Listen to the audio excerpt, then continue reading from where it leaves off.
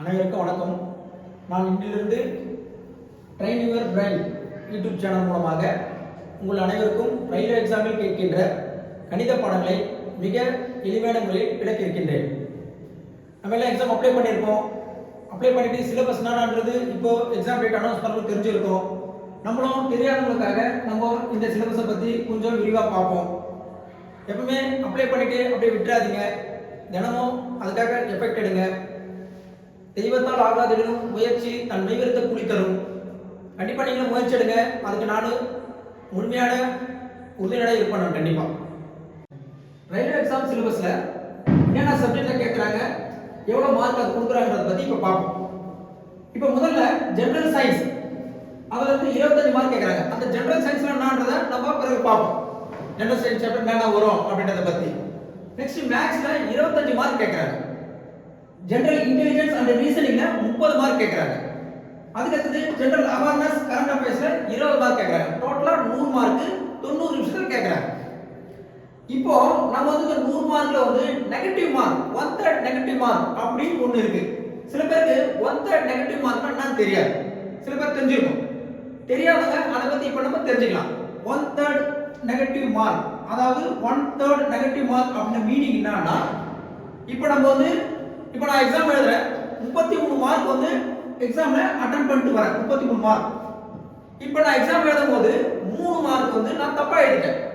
இப்போ அதனால எனக்கு 3 மார்க் லெஸ் ஆகும். சாதாரண 1/3 மார்க் இல்லாத எக்ஸாம்ல, நெகட்டிவ் மார்க் இல்லாத எக்ஸாம்ல இப்போ நான் 3 மார்க் தப்பு பண்ணிட்டேன். 30 மார்க் வாங்கலாம் நெகட்டிவ் இல்லாதப்போ. ஆனா நெகட்டிவ் மார்க் இருக்கிறதுனால 1/3 அப்படின்னா 3 தப்பா எழுதுனா 1 மார்க் டெஃபினட்டா குறையும். இப்போ நமக்கு வந்து இதனால இந்த 1 மார்க் வந்து நம்மளோட மார்க் வந்து 29 மார்க் தான் நமக்கு கிடைக்கும். அதனால ரயில்வே எக்ஸாம் பொறுத்த வரைக்கும், அதுவும் நெகட்டிவ் மார்க் இருக்கிற பொறுத்த வரைக்கும் நம்ம என்ன பண்ணணும்னா மிகவும் கவனமா தான் ஆன்சரை டிக் பண்ணணும். அவசரப்பட்டு நமக்கு எல்லாம் தெரியுறதுக்காக எல்லா ஆன்சரையும் டிக் பண்ணக்கூடாது. அது தவறா போயிடும். எனக்கு எல்லாமே தெரியுமா அப்படி டிக் பண்ணக்கூடாது.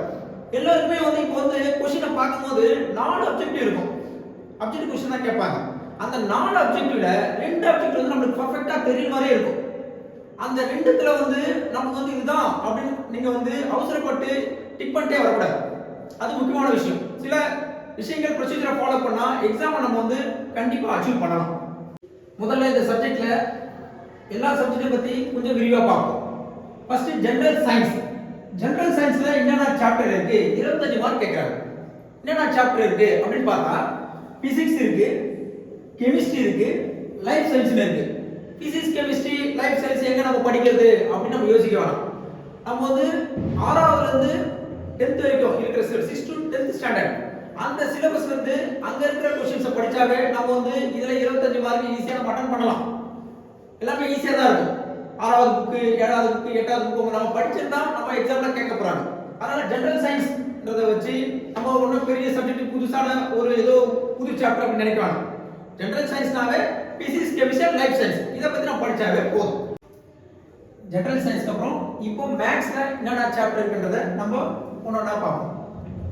ஃபர்ஸ்ட் நம்பர் சிஸ்டம், அப்புறம் டெசிமல், அதுக்கு அடுத்து LCM, HCF, ratio and proportion, mensuration, time and distance, profit and loss, geometry and trigonometry, square root, calendar clock.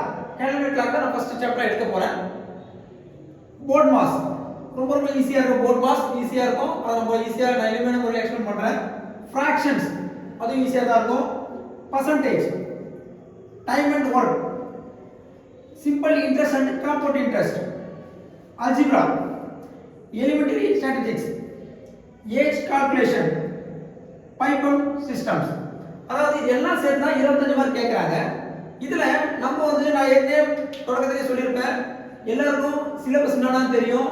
ஆனா நம்ம இதில் நம்ம கவனிக்க வேண்டியது என்னன்னா, எது ஈஸி, எது கஷ்டம், எது மீடியம், இதை நமக்கு தேவை. ஏன்னா நெகட்டிவ் மார்க் இருக்கு. எல்லாமே படிக்கணும் அப்படின்னு ஆசைப்பட்டா நம்மளால கண்டிப்பா முடியாது, அச்சீவ் பண்ண முடியாது. நான் இருக்கிறது ஓப்பனா சொல்லிடுறேன். நம்ம இதுல எது ஈஸியா மார்க் எடுக்க முடியும்ன்றத நம்ம சாய்ஸ் ஃபர்ஸ்ட் சூஸ் பண்ணிக்கணும். அதுக்கு நம்மளோட எய்மிங்க டார்கெட் ஃபிக்ஸ் பண்ணிட்டு நம்ம போக ஆரம்பிக்கணும். இதுல நமக்கு ஈஸியான சாப்டர்ஸ் எது நான் சொல்றேன். ஃபர்ஸ்ட் வந்து நம்பர் சிஸ்டத்தை நம்ம ஈஸியா மார்க் எடுக்க முடியும். அதுக்கு டெசிமல் கண்டிப்பா எடுக்கலாம் டெசிமல்ல. நெக்ஸ்ட் LCM HCF கண்டிப்பா ஒரு எக்ஸாம் ஒரு 2 क्वेश्चन கேக்குறாங்க. எல்லா RRB எக்ஸாம்லயும் 2 क्वेश्चन 2ல இருந்து 3 வரைக்கும் கண்டிப்பா ஒரு क्वेश्चन LCM HCF கண்டிப்பா கேக்குறாங்க. ரொம்ப ஈஸி. நம்ம 10th ஸ்டாண்டர்ட்ல படிச்சிருப்போம். இது ரொம்ப ஈஸியா எடுக்க வேண்டிய மார்க். ஒரு மார்க் நம்ம பாக்கெட்ல இருக்கிற மாதிரி இந்த LCM HCFல. நெக்ஸ்ட் ரேஷியோ அண்ட் ப்ரொபோர்ஷன்ல மார்க் எடுக்கலாம். மென்சுரேஷன் விட்டுடுங்க, கொஞ்சம் டஃபா இருக்கலாம். டஃப் தான் சொல்றேன், ரொம்ப நல்லா இம்ப்ரூவ் பண்ணலாம். நான் வந்து மீடியமா இருக்கிறவங்களுக்கு ஈஸி லேர்னர்ஸ்க்கு இதை சொல்றேன், மார்க் ஸ்கோர் பண்றதுக்காக சொல்றேன். மென்சுரேஷன் சாப்டர் விட்டுடலாம். டைம் அண்ட் டிஸ்டன்ஸ் கண்டிப்பா மார்க் எடுக்கலாம். நெக்ஸ்ட் ப்ராஃபிட் அண்ட் லாஸ், இதுலயும் நம்ம மார்க் எடுக்க முடியும். ஜியோமெட்ரி அண்ட் ட்ரிகோனோமெட்ரி வேண்டாம். நான் மென்சுரேஷன் எப்படி சொன்னனோ அதே தான், கொஞ்சம் கஷ்டமா இருக்கும், அதனால நீங்க அதை விட்டுடலாம். நான் மார்க் எடுத்து ஸ்கோர் பண்ணோம், நம்ம வந்து அந்த அச்சீவ் பண்ணுறதுக்காக சொல்ல வரேன். 100க்கு நான் சொல்ல நெகட்டிவ் மார்க் இருக்கிறதுனால நம்ம இதெல்லாம் விட்டுடலாம். இப்போ நெக்ஸ்ட் ஸ்கொயர் ரூட் கண்டிப்பா ஒரு மார்க் எடுக்க முடியும். நான் அந்த அளவுக்கு உங்களுக்கு கைட் பண்றேன். நெக்ஸ்ட் கேலண்டர் கிளாக் தான் ஃபர்ஸ்ட் சாப்டர் சொல்லிருப்பேன். இதுலயும் கண்டிப்பா ஒரு மார்க் ஈஸியா எடுக்கலாம். நெக்ஸ்ட் போர்ட் மாஸ் டெஃபினட்டா எடுக்க முடியும். ஃபிராக்ஷன் கண்டிப்பா எடுக்க முடியும். அதுக்கு பர்சன்டேஜ் அதுலயும் மார்க் எடுக்க முடியும். நெக்ஸ்ட் டைம் அண்ட் ஒர்க்லயும் மார்க் எடுக்க முடியும். சிம்பிள் இன்ட்ரெஸ்ட் காம்பவுண்ட் இன்ட்ரெஸ்ட் அதுலயும் நம்மளால மார்க் எடுக்க முடியும். அல்ஜிப்ரா வேண்டாம். நான் எப்படி அந்த மென்சுரேஷன் ஜியோமெட்ரி ட்ரிகோனோமெட்ரி சொன்னோம், அதுக்கு அல்ஜிப்ரா பத்தி நமக்கு வேண்டாம். நெக்ஸ்ட் அதுக்கு வந்து எலிமெண்டரி ஸ்டாட்டிஸ்டிக்ஸ் வேண்டாம். ஏஜ் கால்குலேஷன் பண்ணலாம், பைப்ஸ் அண்ட் சிஸ்டம்ஸ் பண்ணலாம். ஏன்னா வந்து இந்த மென்சுரேஷன் ஜியோமெட்ரி ட்ரிகோனோமெட்ரி அதுக்கப்புறம் அல்ஜிப்ரா எலிமெண்டரி ஸ்டாட்டிஸ்டிக்ஸ் வேணாம்னா டோட்டலாக 5 மார்க் தான் கேட்பாங்க. மீதி இருக்கிற நம்ம 20 மார்க் ஸ்கோர் பண்ணலாம். டெஃபினட்டா 20ல 15 நீங்க அடிக்கலாம், உங்களால முடியும். கண்டிப்பா நீங்க அச்சீவ் பண்ணுவீங்க. இதுதான் மேத்ஸ் சாப்டர், ரொம்ப ஈஸி தான். ஏற்கனவே கேள்விப்பட்ட சாப்டர் தான். இதுல ஒவ்வொன்றா சாப்டர் வைஸா நம்ம வந்து எலிமெண்ட் பண்ண உங்களுக்கு புரிய வைக்கிறேன். கண்டிப்பா நம்ம அச்சீவ் பண்ணுவோம். இப்போ நம்ம next general intelligence and reasoning 30 mark ஈஸியா ஸ்கோர் பண்ணக்கூடிய சப்ஜெக்ட் இது. இந்த சப்ஜெக்ட்ல என்னென்ன சாப்டர் இருக்குன்றதை நம்ம பார்ப்போம். First logic, Venn diagram, mathematical calculation, mirror image ஈஸியா ஸ்கோர் பண்ணலாம். Mirror image. Next odd one out, analogy, series, direction, statement and conclusion, counting figure, puzzle, complete figure and blood relation. இதுல நம்ம ஈஸியான சாப்டர்ஸ் அப்படின்னு பார்த்தோம்னா நமக்கு வந்து வென் டயகிராம் ஈஸியா இருக்கும், மேத்தமெட்டிக்கல் கால்குலேஷன் ஈஸியா இருக்கும், மிரர் இமேஜ் ஈஸியா இருக்கும், ஆட் ஒன் அவுட் ஈஸியா இருக்கும், அனாலஜி ஈஸியா இருக்கும், சீரிஸ் ஈஸியா இருக்கும், டைரக்ஷன் ஈஸியா இருக்கும், கவுண்டிங் ஃபிகர் ஈஸியா இருக்கும் அண்ட் பிளட் ரிலேஷன் ஈஸியா இருக்கும். அதனால நம்ம ஈஸியான சாப்டர் மட்டும் படிச்சுட்டு நம்ம அதிகமாக ஸ்கோர் பண்ணி நம்ம ரயில்வேல வேலை வாங்குறதுக்கு கண்டிப்பா முயற்சி பண்ணணும். இப்போ நம்ம கடைசியா general awareness and current affairs 20 mark கேட்க போறாங்க.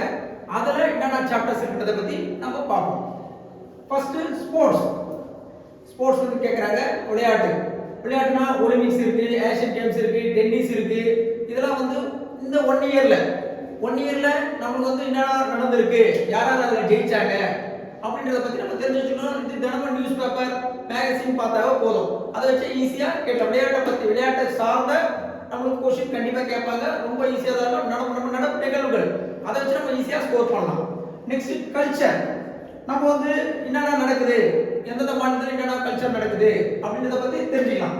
நெக்ஸ்ட் பர்சனாலிட்டிஸ்னா நம்ம பெரிய ஆளுங்களோட என்ன இருக்கு, மினிஸ்டர் யாரு, என்ன விஷயம், இங்க யாரு, அந்த விஷயம் என்னது, என்ன விஷயம், நோபல் பிரைஸ் யார் வின் பண்ணாங்க, ஆஸ்கர் அவார்டு, இத பத்திலாம் நம்ம வந்து இது வந்து क्वेश्चन கேட்பாங்க. மேக்ஸிமம் இந்த 3ல இருந்தா 13 மார்க் வந்து நமக்கு क्वेश्चन கேட்காது. இந்த ஜெனரல் அவேர்னஸ் கரண்ட் அஃபேர்ஸ்ல நம்ம கரண்ட் அஃபேர்ஸ் இந்த 3 தான், ஸ்போர்ட்ஸ், கல்ச்சர், பர்சனாலிட்டி. இந்த 3ல இருந்து 13 மார்க் டெஃபினட்டா நமக்கு கேக்குறாங்க. இது நடப்பு நிகழ்வு தான். இதுக்கு தனியா நீங்க வந்து எதுக்கும் வந்து பண்ணணும், தனியா இதுக்கு எஃபர்ட் கிடையாது. தினமும் நீங்க ட்ரெயின்ல போறீங்க, இல்ல ஆபீஸ்ல ஃப்ரீயா இருக்கீங்க, சும்மா அந்த நீங்க மொபைல் எடுக்கும்போது இந்த மொபைல்ல நீங்க நியூஸ் பேப்பர் படிச்சா போதும், கரண்ட் அஃபேர்ஸ் ஈஸியா நம்ம வந்து அச்சீவ் பண்ணி மார்க் எடுக்கலாம். அதுக்கடுத்து எக்கனாமிக்ஸ், பொருளாதாரத்தை பத்தி, பட்ஜெட்டை பத்தி, என்னென்ன பட்ஜெட் தாக்கல் பண்றாங்க, என்னென்ன விஷயம், ஜெனரல் ஜிகே, ஸ்டாண்டர்ட் ஜிகே பார்க்காது. நெக்ஸ்ட் அரசியலை பத்தி ஸ்டாண்டர்ட் ஜிகே, பொலிட்டி. நெக்ஸ்ட் வரலாறு, ஹிஸ்டரியை பத்தி. நெக்ஸ்ட் புவியியல், ஜியோகிராஃபி பத்தி. இதெல்லாம் ஸ்டாண்டர்ட் ஜிகே. இதுல இருந்து மீதி இருக்கிற 7 மார்க் நமக்கு கேக்குறாங்க. நம்ம ஈஸியா ஸ்கோர் பண்ணலாம் இந்த ஜெனரல் அவேர்னஸ் அண்ட் கரண்ட் அஃபேர்ஸ்ல. அதனால நம்ம இந்த சாப்டர் நம்ம எடுக்கும்போது நீங்க தினம் தனியா இதுக்கு நம்ம எஃபெக்ட் எடுக்க வேணாம். நம்ம தினமும் நடக்கிற விஷயத்தை மொபைல் போன்லயோ பேப்பர்லயோ நம்ம பேசுற விஷயத்தை பேசினாவே ஈஸியா இதுல மார்க் ஸ்கோர் பண்ணலாம். நம்ம இது வரைக்கும் ரயில்வே எக்ஸாம் சிலபஸோட சப்ஜெக்ட்லாம் பார்த்தோம். இதுக்கப்புறம் மேக்ஸ் சாப்டர் நான் வந்து வாரத்துக்கு ஒரு முறை அப்லோட் பண்ணுவேன். நீங்க வந்து அந்த வீடியோ பாருங்க. நான் வீடியோட கடைசியா போர்டுல ஹோம்வொர்க் சம் எழுதுவேன். நீங்க அந்த ஹோம்வொர்க் சம்ம வீட்ல போட்டு பாருங்க. ஏன்னா மேக்ஸை பொறுத்த வரைக்கும் டெஃபினட்டா நீங்க வந்து ஹோம்வொர்க் சம் போட்டு எவ்வளவு பிராக்டிஸ் பண்றீங்களோ அவ்வளவு நல்லதா இருக்கும். பிராக்டிஸ் பண்ணாம மனப்பாடம் பண்ண முடியாது. அதனால தயவு செய்து நான் கொடுக்குற ஹோம்வொர்க்கை வீட்ல போட்டு பார்த்துட்டு நீங்க வந்து கமெண்ட் கொடுங்க.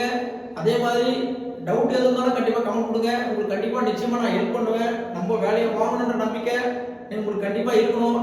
நீங்க டெஃபினட்டா அச்சீவ் பண்ணுவீங்க. இந்த வீடியோ உங்களுக்கு பிடிச்சிருந்தா நீங்க சப்ஸ்கிரைப் பண்ணுங்க, பெல் ஐகான் பிரஸ் பண்ணுங்க. நீங்க பெல் ஐகான் பிரஸ் பண்ணா நான் வாரம் அப்லோட் பண்ற வீடியோ உங்களை வந்தடையும்.